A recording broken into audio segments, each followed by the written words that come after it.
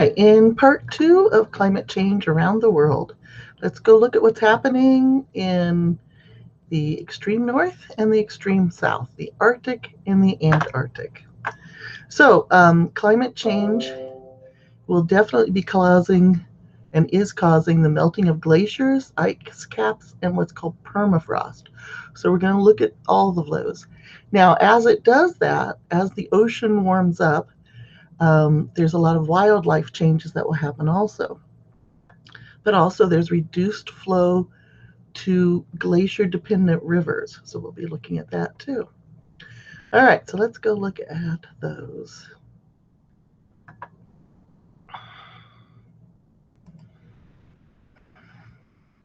Okay, the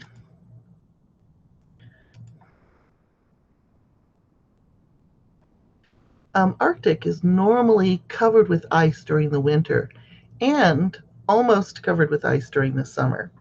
Um, the ice in the winter is thicker and there's greater extent.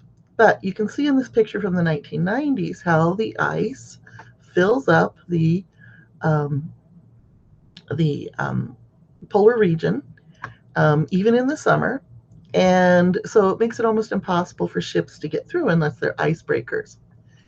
The coastline here, there's Russia and Alaska and Canada and Greenland. Okay. Now, what's been happening is that the ice has been melting further and further in the summer, and even in the winter, not coming back to its fullest extent. So in 2012, I believe might still be the lowest amount of ice, though I believe 2020 almost equaled that. So the record has been set by 2012, but other years are coming close. And during that time and this low ice level, um, boats have been able to go through. They've been able to cross by the coast of Russia. And in fact, there's so little ice now that they have a cruise ship line that goes across, and a sailboat sailed through. Whales who were blocked from the going from the Pacific to the Atlantic Ocean can actually get through now. Um, so what's been happening is that Russia is allowing ships to use that passage, and of course they charge a fee, as do all um, countries when you come within 200 miles of their coastline. And the thing is that it's expected that this is going to get worse and worse over the years until there may be only a small patch of ice in the summer by 2050. So that's another 30 years. But yes, this is definitely an issue. Okay, so why is that a problem? And why is it happening in the Arctic so fast? So what happens is what's called a feedback loop.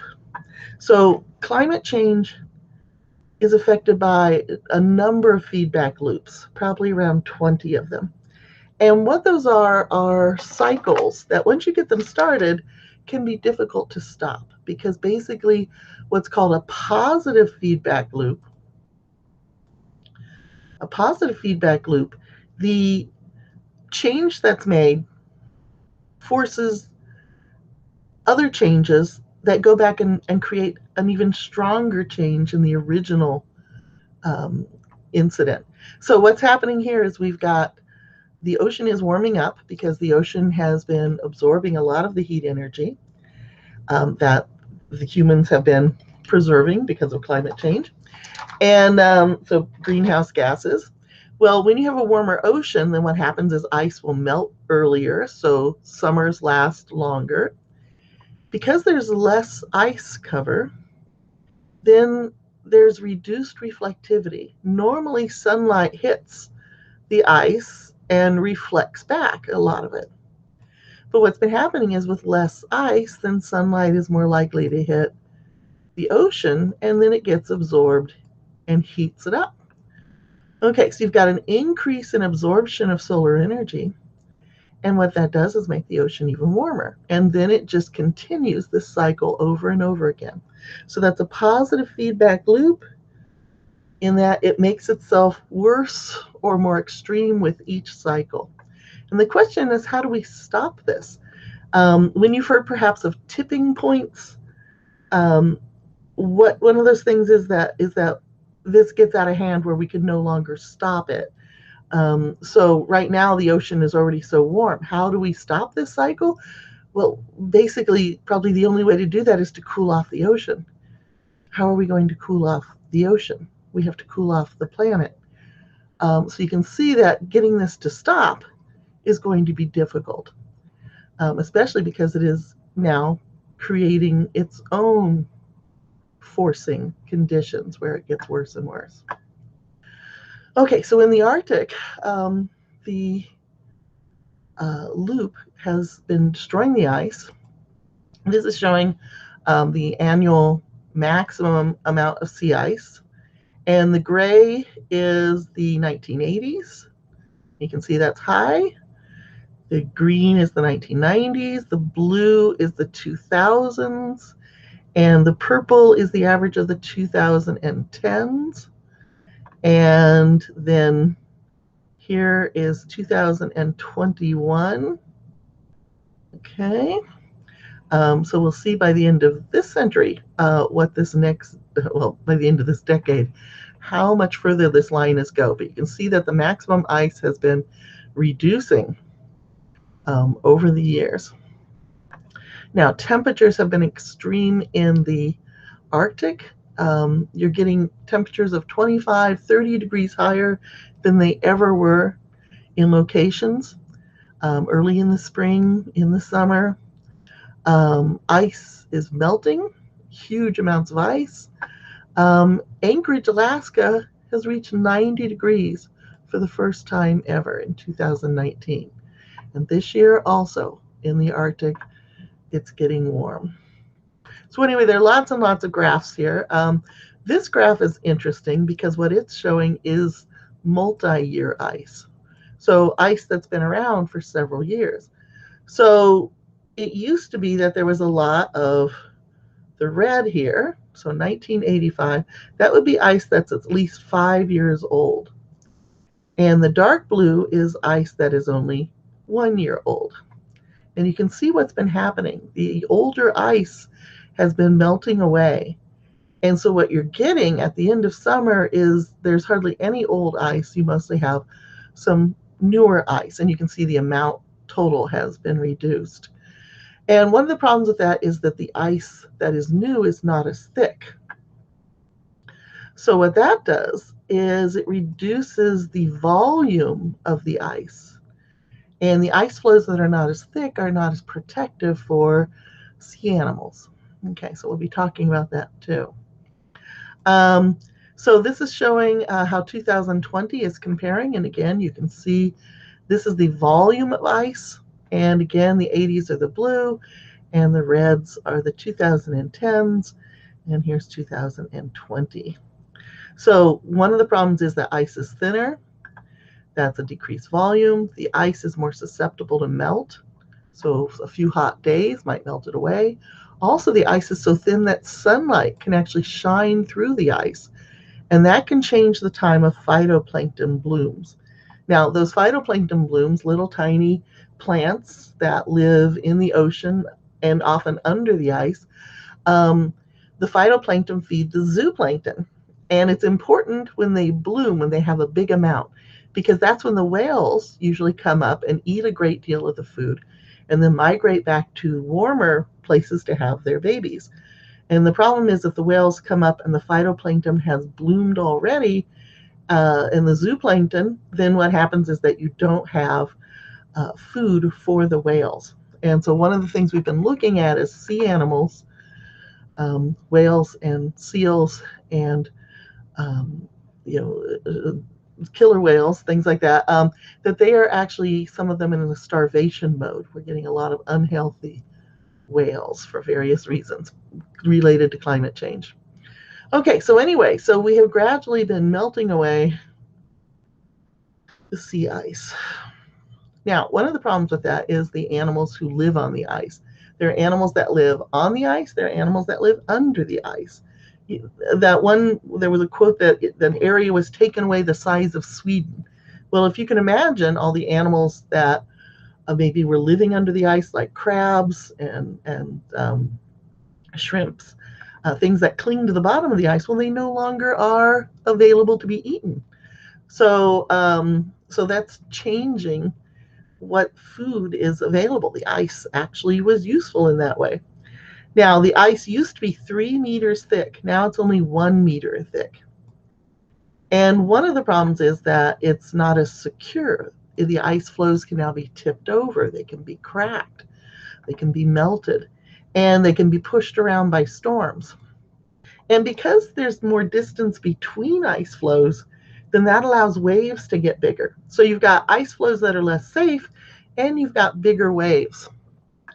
So anyway, so we're actually having issues with, well, not us, but the animals are having issues with the ice is just less safe.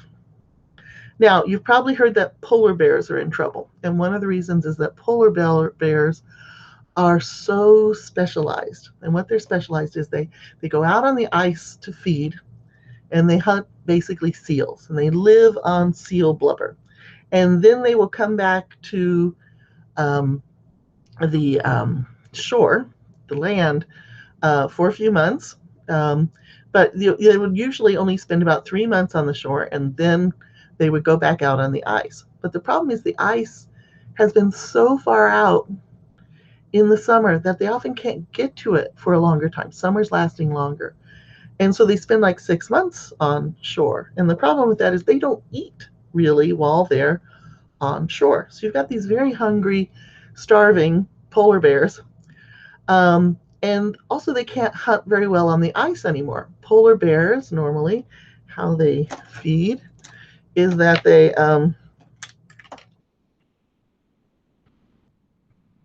often would hang around a hole in the ice.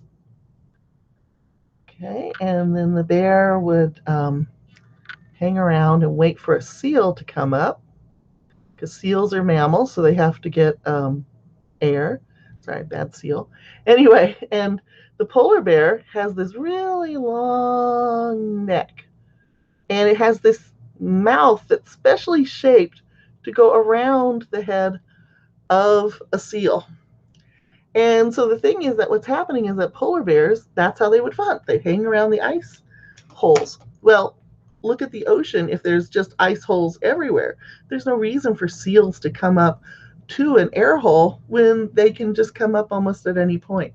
So that's make it much less possible for polar bears to catch seals, because they cannot chase them in the water. Polar bears can swim, but they can't swim as fast as a seal. And so they are not able to capture enough food. So the bears are less well nourished, which means that they're going to have fewer baby bears too, right? So this is affecting the next generation. And sometimes they have to swim for a long way between ice floes, or to go from the ice to the shore. And sometimes they don't survive, and especially because now the waves are rougher. So unfortunately, there are bears that are starving and bears that get drowned because they no longer have security. And here, walruses who used to have their children out on the ice, and now some of them are coming ashore on islands, and that's not a very safe place for them either. Okay, now another positive feedback loop, positive doesn't mean good, it just means that it feeds itself, is a matter of snow cover. There is less snowfall and more snow melts earlier. And so what happens is the ground turns brown. And so when the ground turns brown, it reflects less light. So white snow reflects light away. Brown and green will absorb more light energy. So what's happening is that the ground in the Arctic is also getting warmer and softer. This is also a problem for animals who, again, are used to living in these high Arctic regions, and they disguise themselves. So they have seasonal coats. And the small Arctic fox is no competition for the larger foxes that now can move into the area because it's not as cold. And so the same thing with bears. There are more bears moving up into the polar bear area and bigger foxes moving up where the small foxes are. Okay, now the ground is warming. And one of the problems is in the Arctic, there is something called permafrost that underlies about 24% of the Earth's landmass in the Arctic and the Antarctic. And permafrost is water that is frozen in the ground. And some permafrost can be up to 70% water. So you can see in this picture here, this is a big bunch of frozen water underneath the ground. And it's called permafrost because it usually is permanently frozen. There's some thawing in the top layers of the ground, but then you have this permanently frozen underlayer. And so if you've ever watched the show like Ice Road Truckers, what they're depending on is that permafrost layer to give them a solid surface under the ice or under the snow. And the thing is, that's melting. And so not only truckers, but also buildings are built on top of permafrost in the north. So anyway, so one of the problems with that also is that when the ice melts, there are often dead things trapped in it, dead plants and things, and that is now rotting and producing methane, or rotting things had been trapped in the ice, and methane and carbon dioxide were trapped. And the problem is now this is being released. So too much carbon dioxide makes it too warm. That warmth melts the permafrost, and then the melting permafrost releases more carbon dioxide. And so this is another feedback loop, right? Because that carbon dioxide will heat the planet even more, and you will get a loop going on. One of the problems is that there's a lot of possible carbon dioxide in the permafrost, about twice as much carbon dioxide as is currently in the atmosphere. So let's say that we have 400 parts per million in the atmosphere now. If all the permafrost melted, then that would be 800 more parts per million. So that's going to be 1,200 parts per million. That's way too much. Okay, so this is another unfortunate feedback loop that once we've got it started is difficult to stop. And so scientists right now are trying to figure out how much methane and carbon dioxide are in the permafrost. Okay, now what happens is the permafrost also is holding in place rivers and banks of lakes and things like that, giving firmness to the ground. The ground is softer now, and there's all this extra water that just got squeezed out of the permafrost. So this is showing the Neglek River and how in 1954 the bank was here, 83, 96, and now it has covered basically the town of Newtok. So anyway, Newtok is a small village. Mostly Native Americans live there. And the problem is that the village is basically going underwater. And so it's not just houses, it's the school, it's the power plant, it's the waste disposal facility, all being buried by water. So the village recently got more funding to try to help them to move them away. But there are something like 160 villages in Alaska that need to be moved, that are being threatened by water. Some of these are on the seacoast, and what happens is that the permafrost also helped hold the bank in place, and as it melts away, then what happens is that the cliffs along the ocean get washed away by the higher waves. So seaside towns are also at risk, and it's very expensive to move a town, millions and millions of dollars. So all across the north, so Canada, Siberia, here's Alaska. You see all these houses tilting. Look at this one. These are tilting because they were being held up by permafrost, and now the permafrost is melting.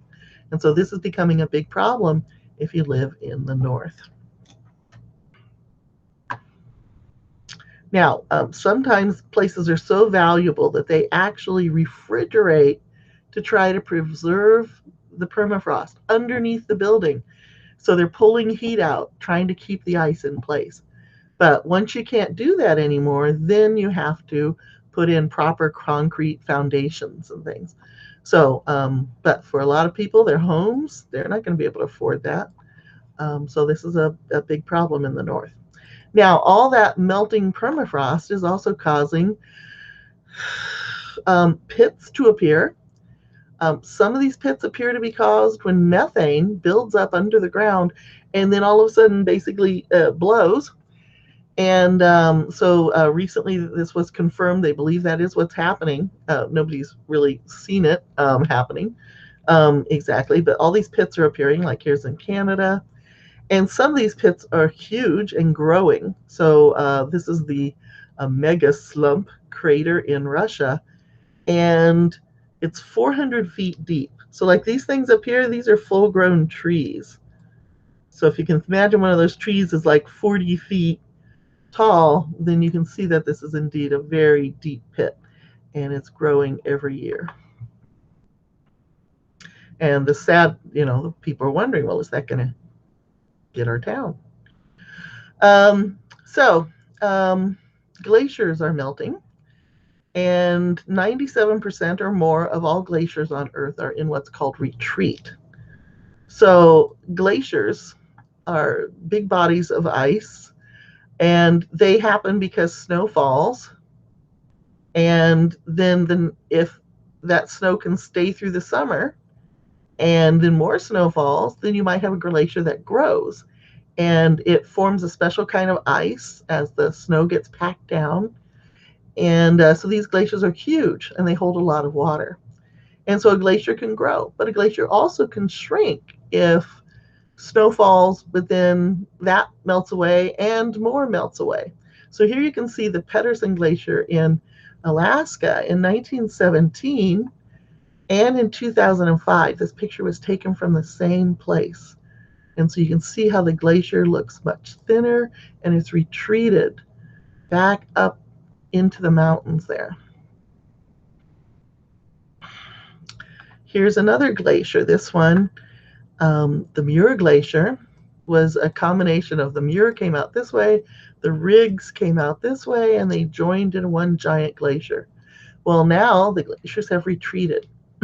If you were thinking about taking a cruise to Alaska to look at glaciers, the one problem is that cruise ships now have to go much further to find the glaciers because they used to be much closer to the ocean, and now they're retreating. If you want to see glaciers here in the lower 48 states, there is Glacier National Park in Montana. But the park, when it was named, had 147 glaciers. And the glaciers, there are only about 25 of them remaining, and they're much smaller. So here's a picture of Glacier National Park showing one of the glaciers, and you can see how this whole thing here was part of the glacier, and now it's retreated, right? There's a little bit left up there. Now, one of the problems is that glaciers provide water during the summer. So they have a constant dribbling melt, and that provides water for people to drink, for fish to swim in. And one of the things is they also provided nice cold water. I've swum in glacier water. It's nice and cold, but I like cold water. Anyway, so for fish that are sensitive to warm waters, like some trout, then what's happening is that is destroying their environment if there is no longer that lovely trickle of cold water coming down. And of course, that's reducing the amount of water available to drink for animals and people further downstream. So we'll talk more about that. Here again was a big glacier with an ice cave that you could go in. I've always wanted to go in an ice cave, and now look, it's just plain gone. So one of the problems is that, of course, when the glacier goes away, when that water trickle goes away, the ground gets much drier. And because of that, that increases wildfires, which we'll talk about more later. But fires are now 10 times more common than they were in 1970. And they burn about 45 times more acreage.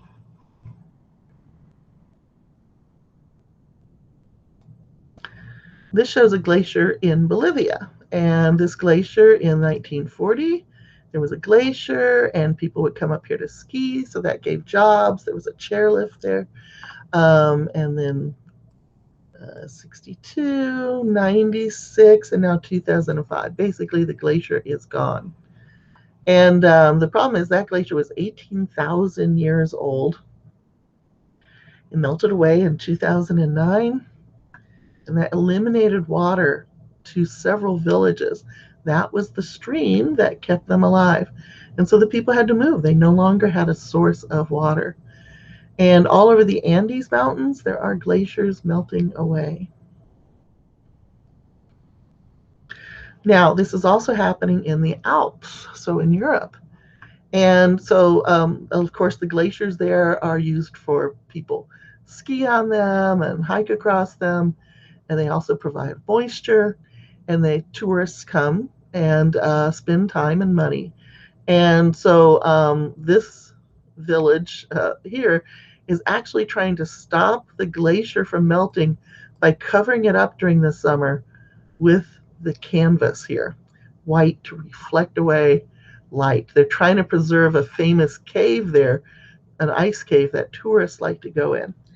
And it would cost about $10 million to $100 million per year if you were actually going to cover up the entire glacier. And that is just not financially feasible to preserve a glacier that way.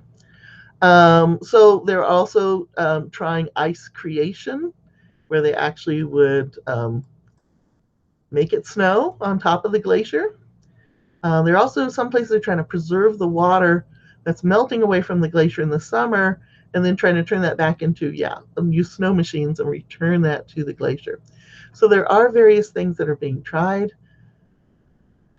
But again, it's our planet. Our planet is warmer than it used to be. And even if it's only a few degrees, it makes a difference. Now, another place with glaciers that are crucial is the Himalayas. And the Himalayas have thousands and thousands of glaciers. And three of the famous rivers that it feeds are the Indus, the Ganges, and the Brahmaputra. And they give water for millions of people. What's been happening is that the glaciers are melting, and they melt in the spring. Snow doesn't fall, but rain falls instead. Can't pack the rain as well. So not having the snowfall leads to the glaciers melting more. So then there's flooding in the spring, and then in the summer there's only a trickle of water. There's less melt water. And so this is going to be a real problem for countries like India. And also India shares some of the rivers with Pakistan. And when you have countries that share a river, then you have the problem that sometimes a country will put a dam on a river. And so then you have a problem of, well, who gets the water? And that's happening right now. Egypt is trying to get the Nile water down. Another country is damming one of the upstream rivers. It happens here in the United States. The Colorado River and the Rio Grande River are shared between the United States and Mexico. And so definitely wars can occur because of water. And quite potentially in the future, there will be more of that happening. This was actually kind of something good. This Tibetan monk, he was working to save the Tibetan bunting. And what happens is the buntings nest on the ground in general. And because the mountains were, the snow cover was less earlier in the year, and also because things were drier down below, then yak herders were bringing their yaks up the mountains into the valleys where the buntings were having their nesting, and they were trampling the nests. So anyway, so this monk was able to negotiate a deal where the yak herders would wait until the buntings had their nesting season over before they brought their yaks up.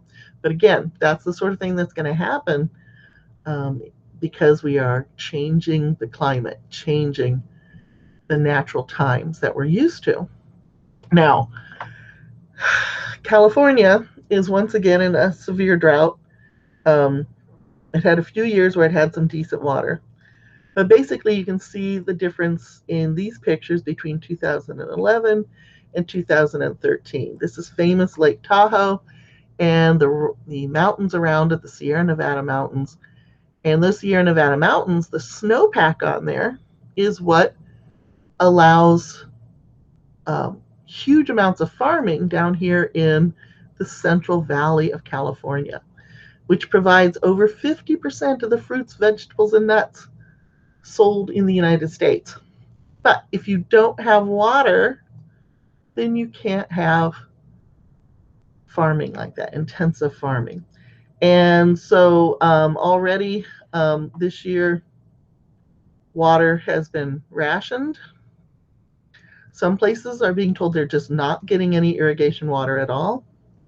And maybe you've seen pictures of farmers ripping out their pecan trees and almond trees because they were trying to grow those, but they're water intensive.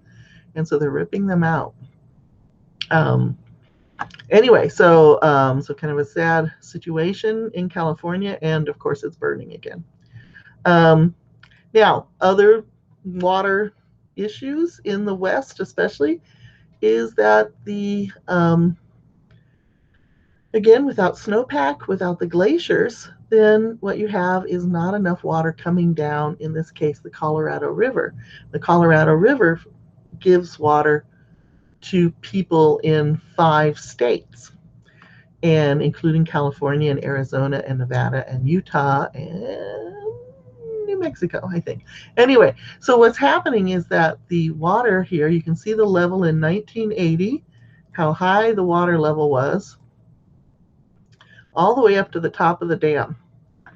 And in 2014, it was this level, and now it is even lower. It is now lower than it has ever been before. And it is hundreds of feet lower and thousands of acre feet of water that are missing. And so the river is running dry. And so this year they're already going to be calling, if it just falls a little bit more, then they will call for I think it's a 10 to 15% reduction in water usage, which means that all of a sudden, maybe there's 10% less water for your state, for people to drink, for swim pools, for car washing, for yards, for manufacturing, and for farming. So all of a sudden, because this water level has been getting lower and lower. And when it gets too low, they can't make power either. That's the famous Hoover Dam that provides electricity for Nevada. Okay, other places that are melting, the Greenland ice sheet, you've probably heard. So the Greenland ice sheet is almost a mile high, so it's really thick. It's going to take hundreds of years to melt it, maybe 1,000 years. But it's melting so fast that this statistic, it lost 1 trillion tons of ice in 3 years. And that rate is 3 times the rate of melt in the 20th century. So it's just been incredibly melting. Now, this is called an ice cap, and that is affecting the people who live on Greenland. They're having a lot less snow than they used to. They used to go out on the ice to hunt seals through the ice, a lot of Native American or Native populations there. And so they can't do that anymore. The ice basically has melted in the bay, and now there's just water that's between the islands. They don't need their dog teams as much because there's just not as much ice and snow. Anyway, so it's changing their lifestyle. Now, for some people, this may actually get it may change for what some people might consider the better. There's more access now to minerals that were long buried under ice. So that might bring new jobs, but there's a lot of change. Okay, so change is happening. And one of the problems with that is we talked about how the water from the Gulf Stream comes up and keeps Europe warm. Well, the problem is that we've got all this fresh meltwater coming from Greenland, and that may push the Gulf Stream down, so change its path. Or it slows it down, weakens it. And there are some signs that this is already happening, and in which case European winters will get much colder. Okay, on the other end of the Earth, the south, the Antarctic also is melting. And you can see in this picture how we've got these red dots are showing melting. The blue dots are where glaciers and ice sheets are increasing. Lots more red than blue. And one of the problems with that, of course, is that there is a lot of ice on Antarctica. Now, Antarctica is a continent. There's land underneath this. And so all the white part in this picture is ice on top of land. But there's also what are called ice shelves, which are sitting on top of water, filling bays and things. And the thing is that those ice shelves are breaking apart and melting away. And right now they are kind of corking up the ice that's and water that's melting from the ice sheet. So when those ice shelves melt away, then they will allow a greater flow of water. And that water from the ice sheet, that will raise sea level. Ice shelves are already on water, so they don't really raise it when they melt, but ice sheets do. And here you can see the ice shelf is susceptible to warm water getting underneath it and melting out from underneath, and then pieces break off. And here is a giant piece that broke off in 2017. It went floating out. Maybe you saw the news earlier this year in 2020. This giant this piece was still floating around, and it nearly crashed into an island where there were a lot of penguins, but luckily it didn't. And then it broke up, so that was good. So anyway, yes, so the shelves are breaking up. Okay, so, well, that will lead us to sea level rise. So that's what we're going to cover next, is when things start to flood. Okay, so that's the end of this part. See you for part 3.